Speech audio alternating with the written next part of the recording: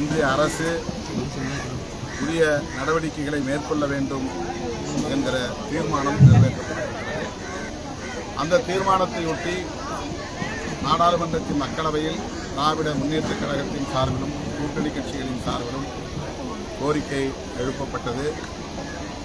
அதை வலியுறுத்தி வெளிநடப்பும் மேற்கொண்டோம். இன்றைய நாளில் பிரதமர் இலங்கையில் இருக்கிற சூழலில் தமிழ்நாட்டு மக்களின் உணர்வுகளை மதித்து காலம் காலமாக விடுத்து வருகிற கோரிக்கையை நிறைவேற்றக்கூடிய வகையில் புதிய நடவடிக்கைகளை மேற்கொள்ள வேண்டும். தமிழ்நாட்டு மீனவர்களின் பாதுகாப்பையும் உறுதி செய்ய வேண்டும். தமிழ்நாட்டு மீனவர்கள் சுதந்திரமாக கச்சத்தீவு வரையில் சென்று மீன்பிடிப்பதற்குரிய உரிமைகளை வலியுறுத்த வேண்டும் என்று பாஜக வந்து கச்சத்தீவை 10,000 பேருக்கு வீடு கட்டி கொடுப்போம்னு வருஷமா முயற்சி செஞ்சு 10,000 பேருக்கு வீடு கட்டி கொடுப்போம்னு சொல்லியிருக்காங்க மோடி இலங்கையில் சொல்லியிருக்காங்க. அதை வரவேற்கிறோம். ஏற்கனவே இந்திய ஒன்றிய அரசு வீடுகள் கட்டும் பணிகளை மேற்கொண்டு இருக்கிறது. ஆனாலும் கூட இன்னும் லட்சக்கணக்கான மக்கள் அவர்களின் சொந்த கிராமத்திற்கு செல்ல முடியவில்லை, காணிகளை மீட்க முடியவில்லை, சொந்த கிராமத்தில் வாழ முடியவில்லை. 1,00,000க்கும் மேற்பட்ட பெண்மணிகள் கணவரை இழந்து பரிதவிக்கும் அவலம் நீடிக்கிறது. எனவே அந்த மண்ணின் மைந்தர்கள் சுதந்திரமாக அங்கு வாழ வேண்டுமானால் காணிகளை ஆக்கிரமித்திருக்கிற சிங்கள இராணுவத்தை அங்கிருந்து அப்புறப்படுத்த வேண்டும். சிங்களவர்களின் குடிப்பெயர்வை தடுத்து நிறுத்த வேண்டும். அதற்குரிய நடவடிக்கைகளை பிரதமர் மேற்கொள்வதுதான் ஈழத் தமிழர்களுக்கு செய்கிற மிக முக்கியமான ஒரு பாதுகாப்பு நடவடிக்கையாக விருது கொடுத்துருக்காங்க. மித்திரம் விருது கொடுத்துருக்காங்க அவங்களுக்கு. அந்த நாட்டு விருது கொடுத்துருக்காங்க மோடிக்கு. அதை பற்றி கருத்து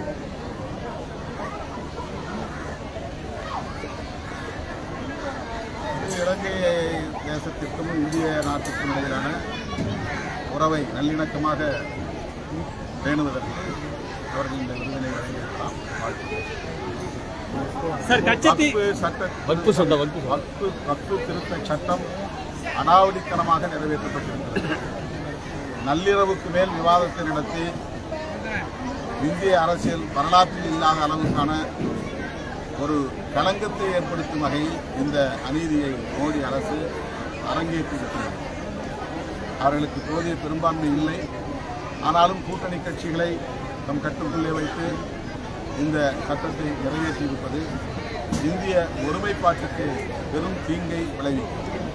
திமுக உள்ளிட்ட எதிர்க்கட்சிகள் ஒருங்கிணைந்து 232 பேர் எதிர்த்து வாக்களித்திருக்கிறோம் மக்களவையில், 95 பேர் எதிர்த்து வாக்களித்திருக்கிறோம் மாநிலங்களவையில்.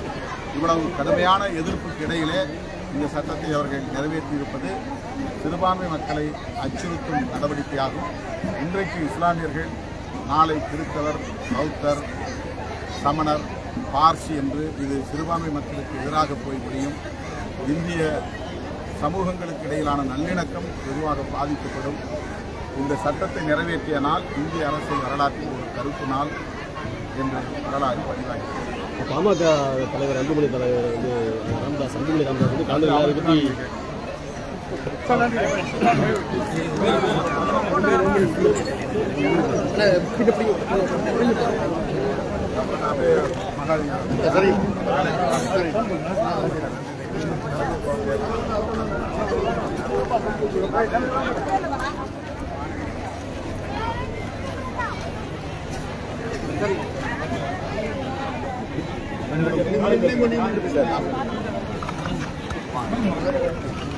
ஓடி ஓடி ஓடி